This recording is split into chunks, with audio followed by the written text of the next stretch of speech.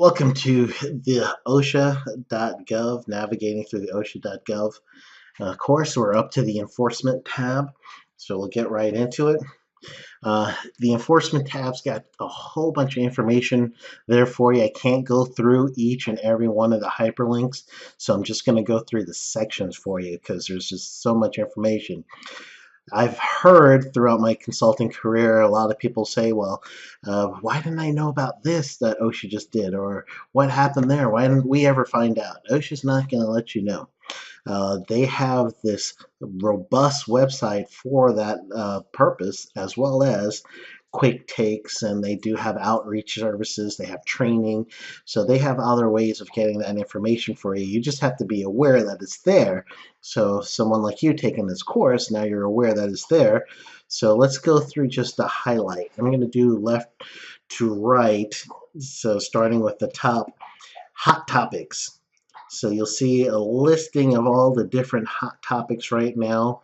One is recent industry alert and letters. OSHA does a lot of letters, so you should look out for some of those. Enforcement initiatives. Here you do, this is what Dr. Michaels and OSHA through their regulatory agenda have certain initiatives. And next one is targeted enforcements, and they target these enforcements specifically from your data that's going in, injury and illness data. And there's sometimes where there's big news items, they may get pushed into the enforcement side. So you'll see that targeted enforcement you have there as different types of emphasis programs. One of the national emphasis programs right now is amputations, so that's a big one. And then you have local emphasis programs, so that goes down to your region level. So there's national and then local emphasis. So with the national emphasis programs, those are the big items like the amputation. The regional, it may include amputations and some other things, but it's just, just depends what your region is more prone to. If you're a manufacturing region versus service, there'll probably be a few different enforcement emphasis because of what you guys do in your region. There is something called the severe violators. So there is a case by case as well as follow-up updates on these people that are called bad actors. And there's a list of them that you could get on there because they just repeatedly have not got it right with OSHA, have not got it right with their employees as far as making sure that they will protect them from any injury and illnesses. Next heading is recent compliance directives. These directives right now, you got HAZCOM, respiratory, shipyard, tuberculosis, and then you have all compliance directives.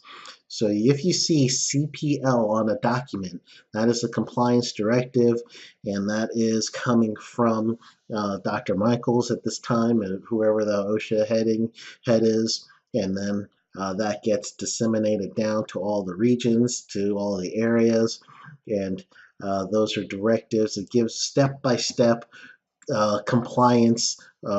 It's a playbook. I really just call it a playbook. You can see exactly how OSHA is going to regulate through these compliance directives. So I'll show you the HAZCOM one just as just so you could see it. So first you got a compliance letter, CPL. It gives the number. It's 124 pages, and this is just a HAZCOM one. So this will tell you exactly how they would regulate HAZCOM. So first it starts with a purpose and a scope and a few other actions. It works you down to any changes in the guidance from the past. And then here's the inspection guidelines. So it tells you exactly how, when a HAZCOM inspection is being conducted, in which way it's being conducted, and interface with the standards, and it gives a whole bunch of appendix that goes with it. So this is the compliance officer has this information at their disposal, and they're using this information to go out and do their regulatory activity. So now you can have it too. Here's some press releases. There's a bunch of egregious cases. So these are people who historically have been bad actors. However, they can get some redemption if they decide to change their safety culture. But right now, they're on that list. And then you do have, several other of those companies on this side. You click on the hyperlink, and it gives you kind of a history of what's going on with them.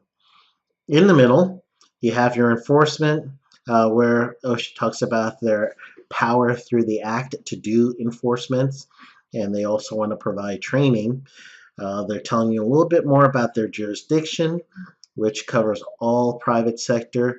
Unless there's a state plan, then the state plan takes over, and federal plan is actually just the minimum guidance. Uh, State plans also cover local and county administrative type workers, so they are also covered through a state plan. If there isn't a state plan, like in Florida, no state plan, then federal OSHA takes over. However, counties, towns, cities are exempt from OSHA, and therefore there is no real OSHA coverage for those workers. So there's a little vacuum there. So that public sector, there's a few states that their state plans only covers public sector, and the federal OSHA covers the private sector. So you'll see that here. Here are some state plans. I'm going to do this hyperlink because it's in one of the drop-down menus. So I'll show you ahead of time what it looks like. So these are how states become approved.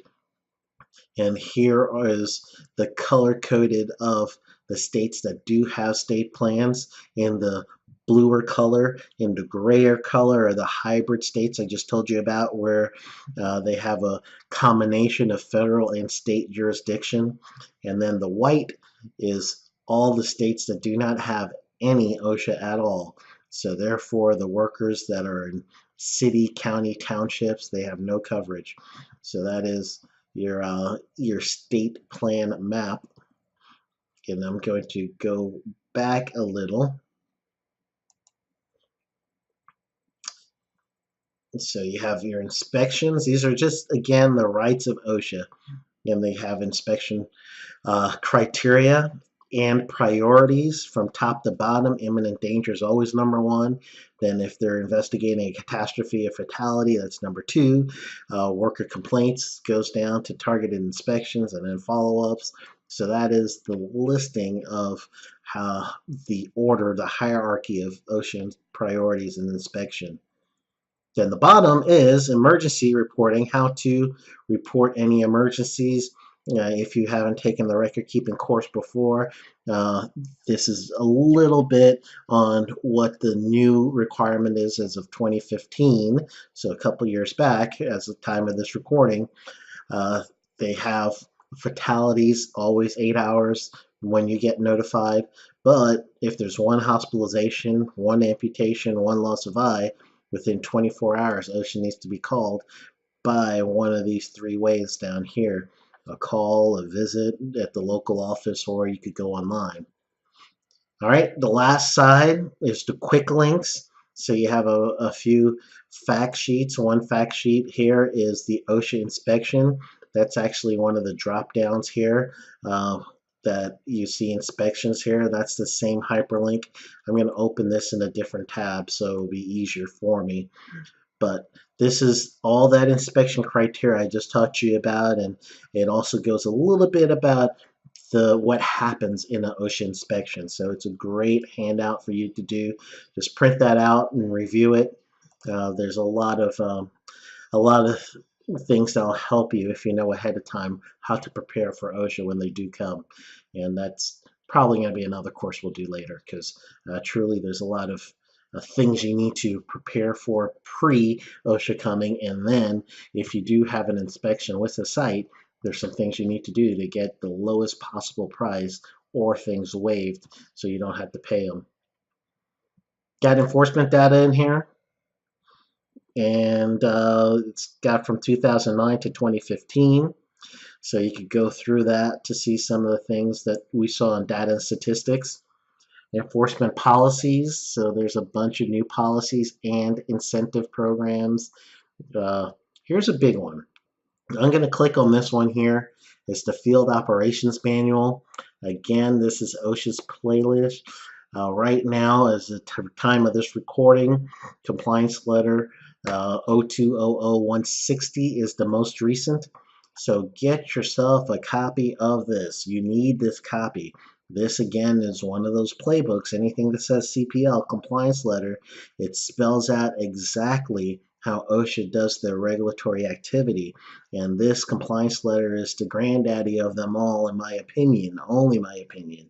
But you can see that if you have this in your arsenal, you can see that not only is there inspection history, how inspections are planned, they also tell you the scope of inspections, what does it mean to have a 5A1 violation, what exactly must be met if you have a violation that is serious. It has to be in this checklist. So this is all here, just chapter after chapter. And this might be a video in itself, just going over the compliance letter. So that might actually be a course because it's that robust. But get yourself a copy of this. This is important for you to have. I'm going to go back down. So these are a whole bunch of different items. You got OSHA directives, letters interpretation is one of the drop down menus. So I'm going to click on this one ahead of time. Someone has several people write to OSHA and they say, I don't understand the standard at all. Can you help me out? So OSHA will respond to them specifically with the case that they gave them the example for. And OSHA will say, in this case, we want you to, or we interpret the rule this way. And they'll put it down for posterity's sake. And they'll tell you the standard number. This one, the first one I clicked, it tells you who sent the letter. And OSHA sometimes describes the scenario. Then they'll do their response. Usually there's a standard associated with it. This looks like it's 1904, a record keeping. So they had a record keeping question that they sent to OSHA, and OSHA answered it. This stuff becomes law. So there's a few things in there that a letter of interpretation will be more specific about a law that you won't find in the regulatory books in 1910, 1926, any of the other books. But if you looked at a letter of interpretation, you could see OSHA's actual meaning to a standard. So I would look those up from time to time, especially if you were confused about something.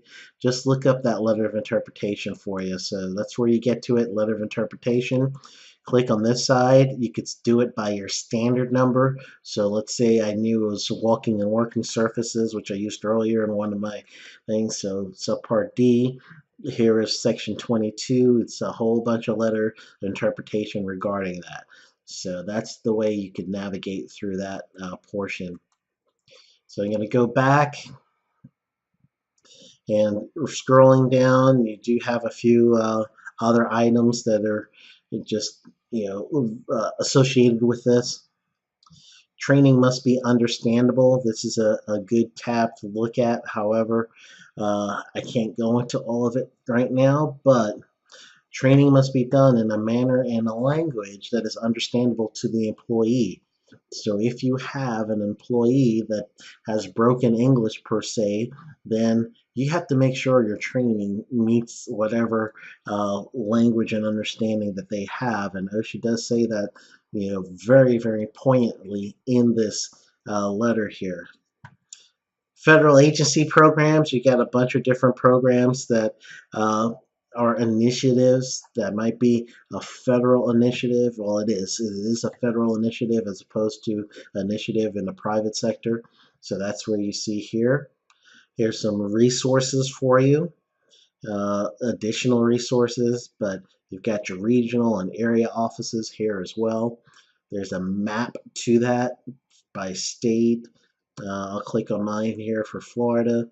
So Florida, you can see the area offices all listed out. I'm going to go back, and you can see on this side all the regions. And we're in the Atlanta region here where I am. So you can see the regions. You click on your state, and I'll get you right back to your area office. From this page, I'm going to go down the enforcement list. So we did the enforcement side. I'm going to show you the hazards alert. So from time to time, OSHA does these hazard alerts. And what this is something has come about that has been brought to their attention somehow, if it's through their own research or through some illnesses or a big news case. This is where you would find that hazard alert, and sometimes you'll see it in the quick takes, which is that newsletter I mentioned before. And so OSHA's got a newsletter, bi-weekly quick takes, and you're this far in the course, you've heard me say it already, so get on that quick takes. Going down, that is the penalties that we did in the previous section. So penalties by state, you just click on your state and then you can see any penalties there. So that is an enforcement activity. Inspections, that was the PDF that I just showed you. Letters interpretation we went through. Local emphasis, I'll just click on this so you could actually take a peek, but it's by region.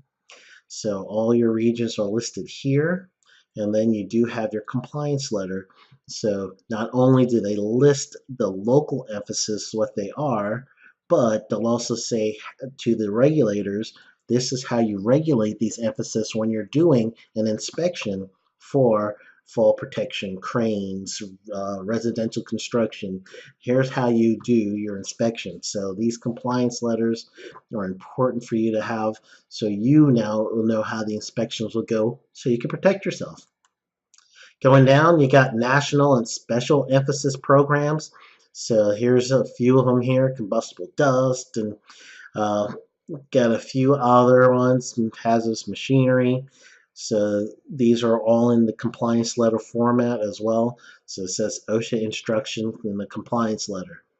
All national and special emphasis. Look it up. Make sure that you are not in one of these emphasis programs. If you are, now you know how you're going to be regulated. So you can steer your safety system to match some of these and go beyond it, because OSHA is still minimum criteria. You should be well beyond that. Here's the severe violator enforcement. That's the last tab. It's a compliance letter. So in order for someone to be labeled a severe violator, they have to meet all the criteria in this enforcement letter. So this compliance letter. So it's pretty long. We're not going to go through that, but I just want to at least show you where that is. And this is the criteria to be labeled a severe enforcement, a severe violator. So that is the enforcement tab. We're going to go over the training and education tab next. So I thank you, and I'll see you in the next module.